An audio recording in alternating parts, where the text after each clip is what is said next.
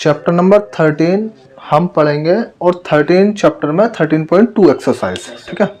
ये जो एक्सरसाइज है ये एक्सरसाइज बेस्ड है सिलेंडर पर, ठीक है। सिलेंडर क्या होता है? वाटर टैंक जो होता है उसी की फॉर्म का होता है, सर्कुलर होता है, दो सरफेस से और बीच से जो है लॉन्ग होता है। तो ये जो एक्सरसाइज है वो है सिलेंडर की। अब सिलेंडर के बारे में दो चीज़ें होती हैं सिलेंडर की। क्या दो चीज़ें होती हैं? नंबर वन, एक होता है रेडियस। भाई रेडियस ऊपर नीचे जो सर्कुलर होता है। अगर मैं कोई एग्जांपल लूँ, मान लीजिए ये मार्कर है, तो ये मार्कर भी सिलेंडर की शेप में है, ऊपर नीचे सर्कुलर है और बीच से ये लॉन्ग है।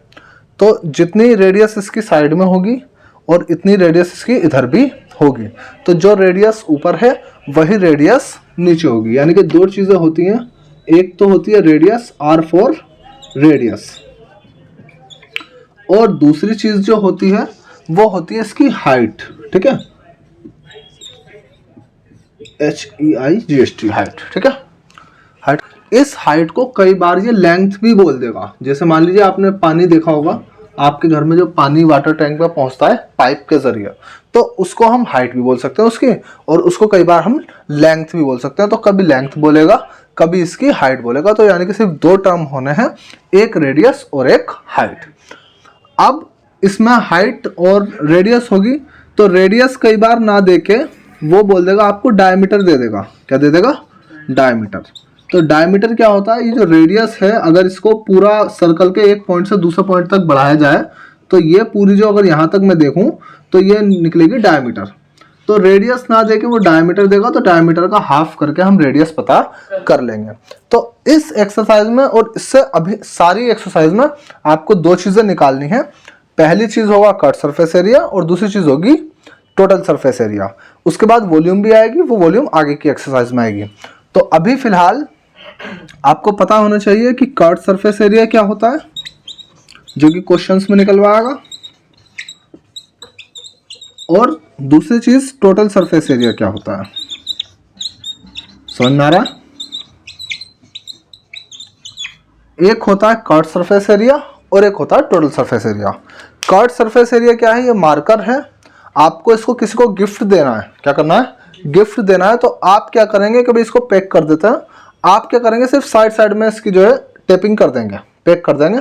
तो यानी कि आप जब इसके साइडों में इसको पैक कर देंगे, तो यानी कि आपने इसके जो है साइड्स वाला, ठीक है, साइड्स का या कर्व जो गोलाई में है उसको आपने पैक कर दिया, उस पर शीट लगा दी, पेंट कर दिया, कलर कर दिया, तो उस एरिया पे जो आपने वर्क किया वो कहलाएगा कर्व सरफेस एरिया। लेकिन आपने क्या करा, आपने देखा यार थोड़ा सा जो है टेप ऊपर लगेगा, थोड़ा सा नीचे लगेगा, ऊपर दो सर्कल हैं, आपने यदि इनको भी जो है इसको पैक कर दिया तो ये हो जाएगा टोटल सरफेस एरिया। तो यानी कि टोटल सरफेस एरिया क्या होगा? इसका कट सरफेस एरिया और ऊपर नीचे जो दो सर्कल हैं उसका एरिया हम ऐड कर देंगे, तो वो टोटल सरफेस एरिया निकल कर आ जाएगा। तो अब बात करते हैं पहले इसके फॉर्मूलों की, कि सिलेंडर का जो कट सरफेस एरिया है वो क्या होता है। तो कट सरफेस एरिया का फॉर्मूला बताया था मैंने, याद है? 2πRH। अब इसी तरह से हम टोटल सरफेस एरिया निकालेंगे, तो भाई साइडों का 2πRH तो निकालना पड़ेगा हमें, 2πRH, और दो सर्कल, भाई सर्कल का एरिया जो होता है हमें पता है वो होता है πr²। जैसे रेक्टेंगल का एरिया होता है L/B, ट्राइंगल का होता है हाफ बेस इंटू हाइट। इसी प्रकार जब हम एक सर्कुलर चीज का जो है एरिया निकालते हैं तो वो होता है πr²। तो दो सर्कल का एरिया हो जाएगा 2πr², और इसमें से जब हम कॉमन ले लेंगे तो कॉमन क्या आएगा, यहाँ पे दो है, यहाँ दो है, पाई और पाई कॉमन आ जाएगा, आर और आर कॉमन आ जाएगा, ब्रैकेट में यहाँ बचा एच, और यहाँ दो बार आर है, आर मल्टीप्लाई आर, एक कॉमन ले लिया तो एक आर बच गया। तो ये हो गया टोटल सरफेस एरिया का फॉर्मूला, और ये हो गया कट सरफेस एरिया का। मान लीजिए एक तरफ से ओपन रखा जाना है, ओपन फ्रॉम वन साइड, एक तरफ से खुला रखना है, एक तरफ से आपको बंद कर देना है। तो आप जो साइड का जो होगा कर्व सरफेस एरिया वो तो निकालेंगे, उस पर पेंट करना है या पैकिंग करना है, और एक तरफ का ऊपर का या नीचे का, ऊपर भी सर्कल है, जैसा ऊपर सर्कल है ऐसा ही नीचे सर्कल है, तो वो भी पाई आर। तो एक तरफ का आपका रहेगा, तो उसको जो है हम कोई एक तरफ का मान लीजिए नीचे से हम बंद कर रहे हैं और ऊपर से खुला रख रहे हैं, तो नीचे का जो हम ऐड करेंगे वो हो जाएगा 1 पाई आर स्क्वायर।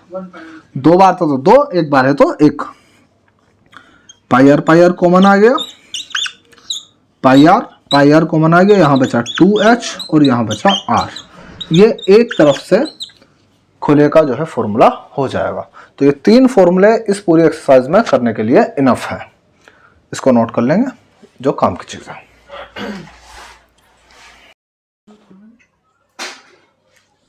हाँ, तो एक क्वेश्चन हम अपनी तरफ से एग्जांपल लेकर देख लेंगे जिससे आपकी समझ में आ जाए।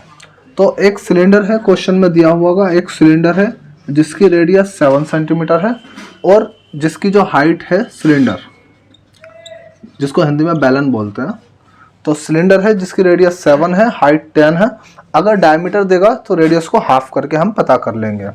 तो अभी फिलहाल उसने क्या कहा कि कट सरफेस एरिया निकालें, तो हम लिखेंगे cut surface area of cylinder लिख सकते हैं, ताकि हमें पता चल जाए कि किस चीज़ का हम निकाल रहे हैं। हर बार आप फॉर्मूला लिखेंगे, एग्जाम में भी वैसे भी जितनी बार फॉर्मूला लिखेंगे उतनी बार याद होता जाएगा। फॉर्मूला होता है 2 पाई आर एच, लिख देंगे और इसको यूज कर लेंगे। तो किस तरीके से 2 का 2, पाई की वैल्यू क्वेश्चन में कुछ नहीं देगा तो यहाँ पे यूज की जाएगी पाई/7, ये सब मल्टीप्लाई में है। आर रेडियस कितनी है 7 है और हाइट जो है वो 10 है। 7 1 जा 7, 7 1 जा 7, 22 दूनी 44 और 10 में गुणा करी तो एरिया के साथ आपको स्क्वायर लगाना पड़ता है, सेंटीमीटर स्क्वायर। हमारा आंसर आ गया। सिंपल बिल्कुल इस तरीके से आपको एग्जाम में लिख देना है। यदि टोटल सरफेस एरिया निकालना होगा, total surface area of cylinder वही लिखेंगे हम। 2 तरीके से कर सकते हैं, एक तो ये आपने जो कट सरफेस एरिया साइडों का निकाल दिया है, इसी में 440 में 2 सर्कल का एरिया अगर आप ऐड कर दोगे तो भी वो सही आंसर आएगा।